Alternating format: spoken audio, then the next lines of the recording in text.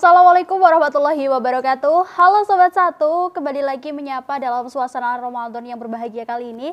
Tentunya masih dalam Lentera Ramadan, terangi hati, tebar kebaikan. Bersama saya Alis Lawati dan juga halo, saya Bibin, bertemu lagi tentunya Elis ya. Betul dan di sini sekali. saya akan menemani Elis pada episode yang luar biasa hari ini. Dan tentunya Elis di sini ya seperti biasa lah ya. Iya, kita nggak mungkin berdua lah ya. Deep talk nanti jadinya. Oke, di tengah-tengah kita saat ini telah hadir bintang tamu yang tentunya nanti akan menginspirasi dan juga memberikan kita ilmu baru nih Elis. Betul. Oke, langsung saja Elis ya. Di tengah-tengah kita saat ini telah hadir Profesor Dr. Ahmad Muhtadi Ansor MAG. Assalamualaikum Pak. Waalaikumsalam. Boleh. Sapa Sobat Satu. Halo Sobat Satu. Ya, halo Pak. Oke. Pak Muhtadi, hari ini pada kesempatan yang berbahagia kali ini tentunya kan kita ingin nih mendapatkan ilmu baru, ingin mendapatkan apa ya istilahnya suntikan lah ya. Betul. Tentang hal yang ini tuh ibadah yang sering kali kita kerjakan, bahkan setiap hari kita kerjakan karena ini merupakan salah satu ibadah wajib. Tetapi di dalamnya banyak sekali kasus bahwasannya bukan hanya di luar sana tapi mungkin diri sendiri ya. Betul, itu masih belum mengerti atau belum paham tentang hakikat dari ibadah ini. Ibadah ini adalah ibadah sholat. 5 kali dalam sehari, belum ditambah lagi kalau mungkin Sholat kita sunnah. mengerjakan sholat sunnah. Tetapi rasa-rasanya sholat ini kita kerjakan hanya ya sekedar untuk menggugurkan kewajiban saja. Tanpa kita tahu makna sesungguhnya dari sholat itu seperti apa. Dan hakikat daripada sholat akan kita bahas bersama Bapak Ahmad Muhtadi Ansor. Terima kasih. Sebagaimana tadi disampaikan bahwa setiap hari kita ini melakukan sholat. Minimal itu 5 kali. Minimal, belum yang sunnah. Belum sholat-sholat yang lain. Nah, sholat ini sebenarnya bisa ditinjau dari 2 sisi. Yani, yang pertama adalah dari sisi bahasa, bahwa dari sisi bahasa sholat itu doa. Maka orang yang bersolat secara bahasa itu dia sedang berdoa. Nah, kemudian yang kedua adalah sholat itu adalah sebuah ucapan, perbuatan yang khusus yang dimulai dengan membaca takbir dan diakhiri dengan membaca salam. Aqwalun wa af'alun mukhtassatun muftatahatun bit takbir wa muhtatamatun bit taslim. Jadi semua perbuatan yang khusus yang disitu diawali dengan takbir dan kemudian diakhiri dengan salam. Itulah pengertian sholat. Nah, begitu pentingnya sholat, bahkan sholat ini menjadi tiang agama sebagaimana kita tahu semuanya ya. As-sholatu imaduddin. Bahwa sholat itu menjadi tiang agama. Jadi tiang agama. Begitu pentingnya, betapa kokohnya agama ini kemudian ditopang oleh adanya sholat ya. Nomor 2, sholat itu rukun Islam yang nomor 2. Nah, bagaimana kemudian rukun itu kemudian bisa menjadi pendukung, pendorong, ya, penopang utama dari ajaran-ajaran agama Islam yang lain. Juga segala amal perbuatan manusia itu yang pertama kali yang akan dihitung oleh Allah adalah masalah sholat. Awwaluma yuhasabu bihil abdu yaumal qiyamah as-sholat. Bahwa segala sesuatu amal ibadah umat manusia yang akan dihisab pertama, akan diperhitungkan oleh Allah Subhanahu wa taala adalah masalah sholat. Jika sholatnya bagus, maka yang lain juga akan bagus, dan jika yang lain jika sholatnya tidak bagus, maka yang lain juga tidak bagus pula. Ini menjadi parameter penting bagi kita selaku muslim dalam menempatkan bagaimana sholat itu menjadi salah satu ajaran dalam agama Islam. Bahkan karena pentingnya sholat ya, itu Kanjeng Nabi saja dipanggil sendiri untuk menerima perintah sholat itu dengan suatu peristiwa yang sangat luar biasa, mukjizat beliau yang disebut sebagai Isra dan Mi'raj itu. Itu gambaran apa itu sholat, baik dari sisi pengertiannya secara bahasa, pengertiannya secara istilah, ataupun urgensinya tentang sholat itu bagaimana kemudian kita bisa muslim, selaku muslim bisa menjalankan karena begitu pentingnya masalah sholat ini. Begitu. Oke. Karena sholat ini adalah sebuah kewajiban bagi umat muslim dan juga merupakan tiang agama ya Pak ya. Dan dulu kami, mungkin Elis juga ya, dari SD kita sudah diajarkan sholat itu untuk tumak ninah.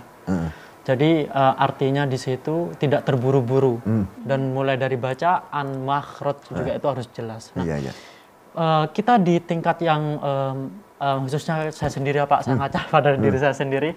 Walaupun saya sudah kuliah, terkadang sholat saya juga masih belum begitu yang bagus, mulai dari pembacaan atau gimana. Nah, apa yang mungkin dengan usia yang saat ini tuh yang perlu diperbaiki itu apanya Pak? Kalau misalkan kita itu ya mungkin ngaji, kita tetap ngaji tapi tidak begitu lancar dan tidak begitu fasih, dan apa yang mungkin perlu kita benahi. Betul. Oke, terima kasih. Jadi dalam konteks sholat ya misalnya tadi harus ada istilahnya tumak nina. Ya, sholat itu menjadi media utama kita dalam komunikasi antara seorang hamba dengan Tuhannya, antara manusia dengan Tuhannya, dengan Sang Pencipta. Media yang paling utama ya sholat itu. Maka bagaimana kemudian sholat itu betul-betul bisa mewujudkan bahwa kita menjadi hamba Allah, maka tentu sholat itu harus dijalankan memenuhi dua hal.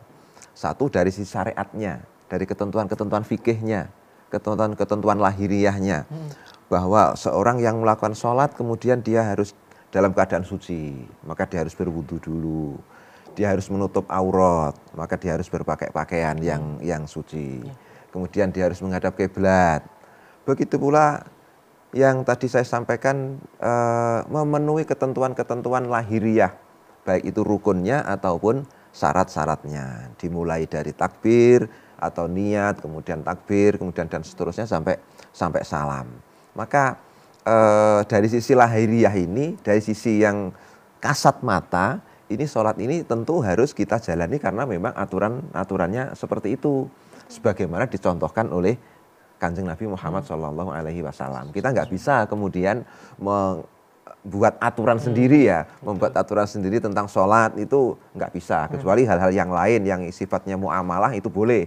Tapi untuk masalah sholat itu ada aturan tersendiri yang di situ kemudian kita harus mengikuti apa yang dicontohkan oleh Nabi. Itu pertama dari sisi lahiriahnya, sisi bisa dilihat dari kasat mata, sudut pandang kita bisa seperti itu. Tapi benarkah bahwa sholat itu hanya kemudian orang menghadap ke barat, kemudian orang ya ruko, sujud, tapi kemudian hatinya kosong? Nah, tentu tidak hanya seperti itu. Maka tadi saya sampaikan di samping sholat itu ada sisi-sisi lahiriahnya, tapi juga lebih dari itu media komunikasi antara seorang hamba dengan Tuhannya, yaitu menjalin hubungan antara hati seseorang dengan Tuhannya. Maka bagaimana kemudian secara batiniah, sholat ini betul-betul bisa mengantarkan manusia untuk tidak melakukan perbuatan-perbuatan yang mungkar, karena sholat itu bisa mencegah pada perbuatan yang mungkar.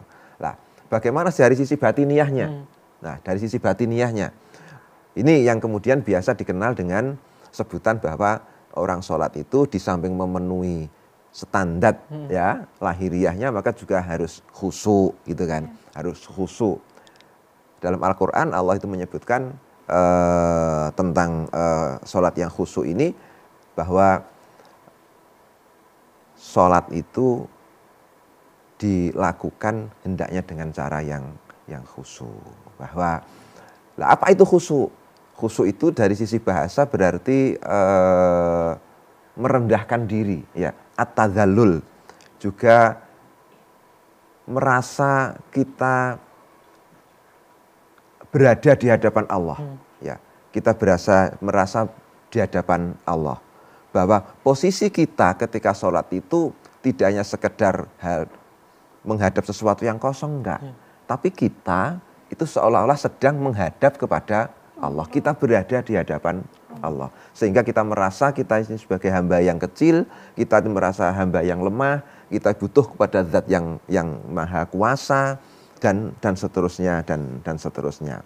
Maka agar kita khusyuk ya, agar kita khusyuk dalam melakukan sholat itu, maka ada beberapa hal yang bisa kita lakukan ya. Dari awal saja kita ini sebenarnya ketika sholat itu sudah banyak melakukan simbol ya, melakukan simbol. Ketika orang takbir Allahu Akbar, orang takbir itu kan angkat tangan. Ya. Angkat tangan itu menunjukkan bahwa seseorang itu sudah pasrah. Ya. Pasrah secara totalitas. Totalitas kepada siapa? Kepada Allahu Akbar. Allah yang maha besar. Maka siapapun yang ada di dunia ini, baik di depan kita, di sekitar kita, ketika kita sudah Allahu Akbar pada waktu sholat, maka semuanya menjadi kecil. Nah, disitulah ketika kita memahami bahwa ketika kita sholat sudah diawali dengan takbir, mengagungkan, menyebutkan kebesaran Allah, maka diri kita menjadi kecil. Dari situ kemudian kita akan sadar bahwa kita akan selalu butuh, kita akan selalu mengharapkan akan rahmat dan kasih sayang Allah Subhanahu wa taala. Allahu Akbar. Setelah itu masih diteruskan kabira walhamdulillahi katsira, seterusnya. Inni wajjahtu wajhiya lilladzi fataras samawati wal ardh. Saya menghadapkan wajah saya ini ya. Lilladzi fataras samawati, kepada zat yang telah menciptakan langit dan bumi. Maka posisi orang sholat dalam keadaan khusyuk itu seolah-olah kita berada sedang bertemu dengan zat yang paling kita cintai, zat yang paling kita sayangi ya. Sekaligus kita merasa diri kita ini menjadi hamba yang kecil, hamba yang lemah. Begitu. Itu gambaran awal bagaimana sholat antara lahiriah dan sholat yang dari sisi batiniahnya. Oke. Dan membahas mengenai kekhusyuan dalam sholat itu sendiri, kan ini juga sering sekali terjadi, apalagi dalam diri saya ini. Tidak perlu contoh kemana-mana, diri sendiri contohnya. Iya, betul. Sulit sekali menemukan kekhusyuan dalam sholat. Faktor apa sih Pak yang menyebabkan ketika kami sholat itu sulit sekali menemukan kekhusyuan itu? Apakah hati kita yang salah atau bagaimana, atau niat kita yang belum benar itu? Ya, saya kira sama. Saya juga begitu. Kalau suruh khusyuk itu sulitnya bukan main, ya, sulitnya bukan main. Kenapa? Ya, tentu karena kita sebagai manusia ada yang selalu menggoda, ya, selalu menggoda, digoda oleh jin. Baik jin itu berupa jin yang memang minal jinnati wanas, ya. Minal jinnati wanas, kita digoda, banyak godaan-godaan. Agar kemudian ketika kita sholat itu, tentu karena yang menggoda itu ingin kita tidak khusyuk, maka bagaimana agar kemudian apa yang kita lakukan menjadi tidak khusyuk. Tapi gini, ada beberapa hal yang bisa kita lakukan, ya. Tentu dengan batas kemampuan kita masing-masing, kita berbeda-beda ya, kita berbeda-beda. Bahwa bagaimana kemudian kita ini bisa fokus ketika tadi saya katakan kita sedang menjalin relasi dengan Tuhan itu, agar kita bisa khusyuk, agar kita bisa tenang di hadapan Tuhan. Pertama tentu kita mematikan ya, menganggap indera kita ini tidak berfungsi ya. Kadang-kadang di tengah keramaian terdengar suara kanan kiri, kemudian kita sholat di sekitar kita banyak anak lari-lari, kemudian macam-macam. Nah, tentu bagaimana kita bisa untuk menghindari hal-hal yang seperti itu agar hati kita tenang. Karena tentu telinga, mata itu adalah sebuah cara ya, jalan untuk menuju ke hati. Ketika hati kita tergerak, ingat ini, ingat itu kan sholat kita menjadi tidak khusyuk. Bahkan kadang-kadang Mbak Elis ya, ketika kita sholat itu yang asalnya itu lupa, kunci saya tadi di mana gitu kan. Jadi ingat. Ketika sholat itu jadi ingat ya. Passwordnya HP tadi saya apa itu kan, kemudian ketika sholat itu malah jadi ingat. Padahal mestinya ya, mestinya ketika sholat itu kan hanya fokus hanya kepada Tuhan, kepada Allah saja.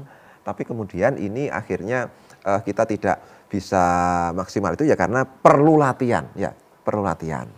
Itu satu, menghilangkan hal-hal yang bisa mengganggu kita. Kemudian yang nomor dua, sebisa mungkin agar kita bisa khusyuk itu adalah bahwa kita memahami apa yang kita baca, ya, apa yang kita baca. Suratul Fatihah, ya. Bismillahirrahmanirrahim. Alhamdulillahirabbil alamin. Ketika lesan kita itu mengucapkan basmalah dan seterusnya, maka kita angen-angen sak maknane, ya, mengetahui maknanya. Insya Allah nanti dari situ kita juga akan bisa lebih khusyuk, ya, lebih khusyuk. Walaupun tentu kita tidak bisa 100% ya, mulai Allahu Akbar sampai kemudian nanti Assalamualaikum sama sekali tidak ingat kecuali kepada Tuhan. Mesti ada ingat yang lain. Ya, sebisa mungkin itu kita lakukan dakwah bahwa dengan cara mengingat-ingat apa yang kita baca. Kemudian yang selanjutnya yang terkait dengan sholat khusyuk adalah kemudian bagaimana kita sebelumnya kita memenuhi tadi saya katakan persyaratan-persyaratan lahiriah, ya, rukun-rukunnya sudah terpenuhi. Nanti kalau belum terpenuhi jadi ragu gitu kan, jadi bimbang. Juga dari awal kita berdoa, ya Allah mampukan kami untuk melakukan sholat secara khusyuk. Karena dengan sholat yang khusyuk itu apa yang tadi saya katakan di depan, bahwa sholat itu merupakan media, ya, wasilah hubungan antara seorang hamba dengan Tuhannya, itu betul-betul bisa terwujud dengan cara sholat itu. Manakala secara lahiriah syarat dan rukunnya terpenuhi, secara batiniah kita ketika sholat betul-betul sudah bisa menghadap kepada Allah dengan perasaan yang perasaan kita yang merasa kecil, khauf, ya, merasa khawatir kepada Allah, rasa sayang kepada Allah dan sebagainya, sehingga apa yang kita lakukan itu betul-betul seolah-olah kita bisa berhadapan dengan Allah. Maka pelaksanaan sholat dengan cara tumak ninah, misalkan tadi itu ya, ada yang sholat cepat, itu saya kira cepat atau lambat itu merupakan sesuatu yang sah-sah saja, asalkan kemudian itu memenuhi tadi di awal saya katakan bahwa ada ketentuan syarat dan rukunnya tadi, ya. Menyambung ke khusyuk tadi itu Pak, betul sekali kalau misalkan kita lagi sholat tuh hal yang sebelumnya kita lupa itu jadi ingat. Nah, ini saya tanyakan Pak, itu sering banget terjadi khususnya dalam saya sendiri Pak. Kalau misalnya saya sholat tuh saya lupa kunci tak taruh mana ya, pas sholat tuh ingat. Oh ada di bawahnya batal kayak gitu misalnya. Nah itu saya sampai saking penasarannya bagaimana khusyuk agar saya bisa terapkan gitu, saya cari di internet. Dan salah satu itu ada yang mengatakan bahwa salah satu tanda kalau misalkan kita sholatnya khusyuk itu adalah kita itu pada saat sholat kita merasa itu kayak kita benar-benar menghadirkan berada di depan Allah, dan yang kedua kita itu kayak ngambang gitu Pak jiwanya. Itu bagaimana Pak? Ya, kita ketika tadi saya katakan pada waktu sholat, ya, barang-barang yang asalnya itu lupa jadi ingat semua. Agar itu kemudian kita tidak terjadi seperti itu, ya namanya ikhtiar ya, usaha ya. Ada seungkapan begini, anta'budallaha ka'annaka tarahu fa illam takun tarahu fa innallaha yaraka. Yang biasa didefinisikan sebagai ihsan itu ya. Ihsan itu apa? Kita ini ketika beribadah kepada Allah, termasuk di antara waktu sholat, kita seolah-olah kita bisa melihat Allah, ya, seolah-olah kita menghadap Allah. Kalau kita menghadap Allah, maka tentu kita akan konsentrasi kepada Allah. Tidak ingat yang lain, tidak ingat yang lain. Tapi kalau begitu itu sulit. Godaan kita masih muda, godaan kita banyak yang macam-macam, masih sulit. Kalau tidak bisa seperti itu apa? Dah, berikutnya saja. Fa illam takun tarohu, jika kamu tidak bisa melihat Allah, maka fa innallaha yaraka. Maka sesungguhnya sadarlah bahwa Anda itu dilihat oleh Allah. Ketika kita sadar bahwa kita ini dilihat oleh Allah, maka insya Allah ya upaya kita untuk khusyuk, untuk bisa tadarru, tazallul, kita bisa merasa berada di hadapan Allah, insya Allah itu bisa tercapai. Oke. dan menyambung tentang bagaimana sholat itu menjadi sebuah media untuk berkomunikasi seorang hamba kepada Tuhannya, yang dimana itu nanti biasanya ketika sholat itu kan pernah ya, entah ya teman-teman pernah atau enggak, pernah di situ juga mungkin sebagai seorang mahasiswa kan tuntutan, kemudian hal-hal yang harus dipenuhi kan lumayan banyak ya Pak. Ketika hati berat, kemudian hati gelisah dan sebagainya, itu kan salah satu media untuk menenangkannya adalah dengan sholat. Di situ kemudian tanpa sadar mengucurkan air mata dan lain-lain. Itu saya pernah belajar fikih itu sebaiknya ketika sholat itu tidak diiringi dengan tangis gitu. Itu sebetulnya bagaimana Pak? Iya. Jadi antara sholat dalam artian lahiriah dan sholat dalam artian batiniah tadi, itu sebenarnya dua hal yang berbeda tapi saling terkait. Bagaimana ketika kita bertemu dengan zat, jangankan dengan zat yang kita cintai, dengan orang yang kita cintai saja, kita haru. Ya. Dengan keharuan itu orang bisa mencucurkan air mata. Dengan keharuan. Atau mungkin mencucurkan air mata karena yang lain, karena merasa ya Allah, saya ini banyak kesalahan saya. Nikmat yang kau berikan kepada saya ini luar biasa banyaknya. Tapi ternyata saya ini sholat saya masih bolong-bolong misalnya. Ternyata ibadah saya masih, kelihatannya saya ini sholat tapi ternyata pikiran saya masih kemana-mana. Ya, belum bisa fokus, belum bisa khusyuk kepadamu sehingga kemudian sadar dan kemudian bisa tadi disebutkan misalkan sampai bercucuran air mata misalkan. Jadi saya kira banyak sebab ya, banyak hal yang kemudian kita ini bisa mencucurkan air mata dalam sholat ataupun yang lainnya, karena memang ya bahwa sholat itu sesuatu yang penting kita jadikan ketika kita sudah merasa dekat dengan Tuhan ya, tentu sholat ini menjadi kebutuhan kita. Kita tidak merasa kalau kita ini punya sholat itu kewajiban, tapi saya merasa iya saya kok belum sholat ya, ini sudah jam 2 misalnya, ini saya belum sholat. Ini sudah jam sekian, saya belum sholat. Ada sesuatu yang hilang, gitu kan? Ada sesuatu yang hilang. Sesuatu yang hilang itu apa? Bahwa mestinya saya sudah bisa berjumpa dengan Tuhan, tapi ternyata ini ada sesuatu ya. Sehingga dari situlah maka kemudian bahwa sholat akan menjadi media komunikasi yang menghubungkan antara seorang hamba dengan Tuhannya. Dan dengan sholat itu tentu kita akan bisa mendapatkan manfaat yang banyak ya, terutama hal-hal yang sifatnya batiniah, saya kira itu. Ya. Oke, kita ke pertanyaan terakhir ya Bin ya, di pertemuan kali ini.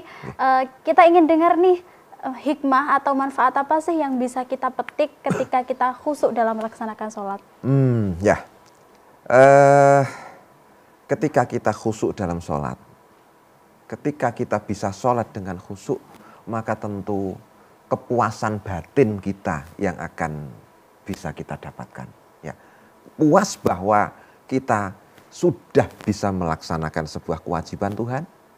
Nomor 2, puas bahwa kita sudah bisa ketemu dengan zat yang kita sayangi, kita hormati. Puas bahwa sesuatu yang tadi saya katakan, kalau sholat belum dilakukan kemudian merasa ada sesuatu yang hilang. Dan ketika kita sudah melakukan sholat, maka kepuasan itu yang akan muncul. Maka Kanjeng Nabi itu ya menyampaikan bahwa waju'ilat qurratu aini fi sholat, bahwa kesenangan hatiku itu ada pada waktu sholat. Ketika sholat semuanya hilang. Jadi hanya fokus kepada Allah. Sementara kita sering ketika sholat semuanya masuk gitu. Yang asalnya hilang tapi semua jadi ingat semuanya. Saya kira di situ. Oke. Dan kita dengarkan nih kesimpulan tentang materi kita hari ini seputar bagaimana hakikat daripada sholat dari Bapak Muhtadiansyah. Oke. Jadi dengan sholat yang kita lakukan, apalagi bisa dilakukan dengan khusyuk. Khusyuk hanya bisa dilakukan ketika ketentuan-ketentuan lahiriah, ya, ketentuan lahiriah dipenuhi, syarat rukunnya sholat dipenuhi. Kemudian dari sisi batiniahnya bahwa kita merasa menghadap kepada Allah, kita merasa berada di depan Allah, dan kita merasa berada di depan Allah, tentu ini menjadi sesuatu yang menjadikan sebuah kenikmatan yang luar biasa bagi kita semua. Semoga kita semuanya oleh Allah Subhanahu wa Ta'ala diberi kemampuan untuk melakukan sholat secara tertib, dan lebih dari itu sholat kita betul-betul menjadi sholat yang khusyuk sehingga bisa membuat hati kita menjadi tenang. Amin, amin ya Rabbal Alamin. Tuh, bagi sobat Satu TV mungkin dari sekarang udah harus mulai diperbaiki lagi sholatnya. Jadi bukan hanya sholat sekedar sholat, kita harus mulai untuk memperbaiki dari secara ketentuan lahiriah dan juga batiniahnya. Betul gitu ya, sekali Bipin. Dan itu tadi juga sekaligus menutup perjumpaan kita dalam episode kali ini. Terima kasih telah menyaksikan kami dan semoga apa yang disampaikan oleh Bapak Muhtadi tadi betul-betul memberikan manfaat bagi kita semuanya. Amin, amin, ya Rabbal Alamin. Baik, saya Elis Surawati. Dan saya Bibi Imam Kalyubi. Serta Saya Ahmad Muhtadi Ansor. kami pamit undur diri. Jangan lupa untuk terus saksikan Lentera Ramadan. Terangi hati, tebar kebaikan. Assalamualaikum warahmatullahi wabarakatuh.